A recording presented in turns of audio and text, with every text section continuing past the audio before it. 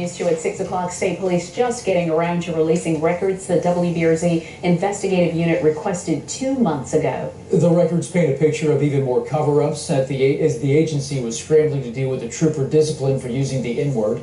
Our chief investigator, Chris Nakamoto, has those records and the new information on what they show. Michael, Sylvia, the investigative unit requested all emails tied to Trooper August McKay's use of the N-word between State Police top brass back in August. The records were made available this week, about 4 inches thick. The papers show a concerted effort to conceal communication between top State Police brass, not wanting the public to see what they are saying. 567 pages. That's what's in this accordion file full of information State Police finally made available to review. Inside, dozens of papers completely blacked out. Typically, records might be redacted like this. Words blacked out here and there. But as the WBRZ investigative unit began reviewing them this week, entire pages of black, one after the other, filling this file. Nearly 50 pages in total.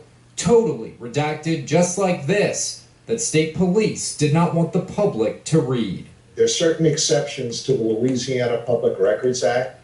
One of the exceptions would be a criminal investigation, an ongoing criminal investigation.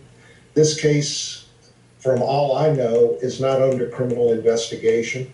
Raphael Goyeneche is president of the Metropolitan Crime Commission and is a corruption watchdog. He weighed in on the story the WBRZ investigative unit exposed back in September on August McKay. McKay flippantly used the N-word in a conversation, and his watch dialed his African-American co-worker. There's new information tonight in the pile of emails. McKay contends he wasn't calling his co-worker that offensive slur. Instead, he told his boss he's not racist, but was using the term to describe his deadbeat cousin, who's in financial debt and has bill collectors after him. The WBRZ investigative unit found email chains that showed State Police wanted August McKay disciplined for the language that he used. Problem is, Captain John Riles dropped the ball, delivering that discipline to McKay. So McKay was never disciplined by State Police. As the investigative unit was preparing our story in September, we had follow-up questions. That's when we sent this email on August 28th. An email chain between captains, majors, and their legal team all blacked out, leaving serious questions about what they were saying about the questions we were asking. The fact that they're emailing back and forth as to how they're going to respond to your request, I think raises further questions, which I believe the State Police owe an explanation to the public via your station. The breakdown goes all the way back to top brass at State Police headquarters. When the investigative unit began looking into this, that's when even more cover-ups began at State Police. One of former Colonel Kevin Reeves' right-hand men at the time, Major Doug Kane, who's now the new Colonel's Chief of Staff, called and asked WBRZ not to air the story. We did not comply, and what ensued left State Police in an utter mess, all surrounding Kevin Reeves, who then abruptly retired months after our first story, without even sending a message out to the men and women he led.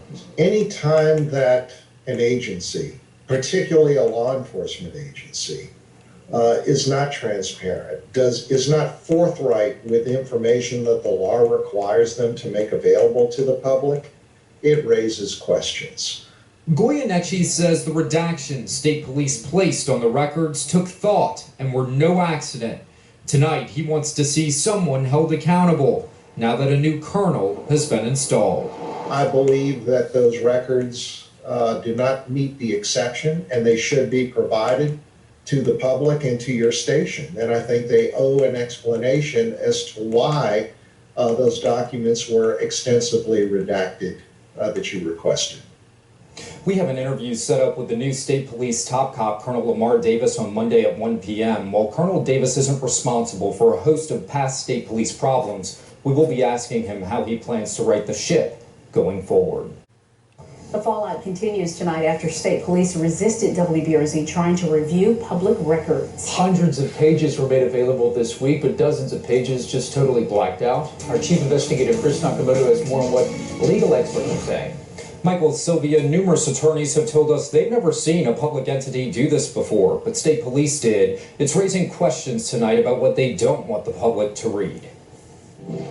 Thursday's sunshine emitting a bright ray of light over the halls of justice in Baton Rouge might just be the best antiseptic to what state police don't want the public to read. It took 2 months for them to comply with a public records request the WBRZ investigative unit sent looking for emails about a trooper who admitted to using the N-word. Many of the documents looked just like this, unreadable and totally blacked out. It's almost certainly this inclination to protect what's embarrassing. Chase Tettleton is a legal expert well-versed in public records law and represents WBRZ. Certainly you're used to seeing individual elements of a document redacted, personal information, social security numbers, things like that. But to see entire pages redacted, it's pretty shocking, almost outrageous. But the nature of the redactions, exactly what state police did. The WBRZ investigative unit asked for emails between top Louisiana State Police brass involving August McKay. McKay, a trooper, got caught flippantly using the N-word his watch mistakenly called his African-American co-worker. When he was interviewed, he told his boss at the time he's not a racist, but used the N-word referring to his deadbeat cousin who had bill collectors after him. But when the WBRZ investigative unit exposed the situation back in September, there were problems from the get-go. State police did not want to produce the records tied up with August McKay's use of the N-word. And before they released them, Major Doug Kane, who is now the chief of staff, called WBRZ asking us not to do the story. The WBRZ investigative unit did not comply with their request and exposed McKay and how he received no discipline after those within LSP dropped the ball. There's something going on here, that there's a lack of transparency, and it certainly looks like state police in this instance is not really holding true to their obligations under the public record laws. Just before our original story aired in September, the WBRZ investigative unit requested emails about the McKay incident. With emails blacked out with no explanation and emails the top brass were passing around with our questions, it's creating more questions about what they did not want the public to read. It's sort of distressing to see an agency like this that refuses to not only do the right thing in terms of just the overall situation, but not be transparent about what's going on behind the scenes when it comes to life. We asked state police yesterday to cite applicable state law as to why they redacted the documents. In a written response I received an hour ago, they said part of the records were redacted because they were not part of my request. Others were redacted as part of their deliberative process. We asked them to explain what that process is and explain why they placed records in our file that did not pertain to our request.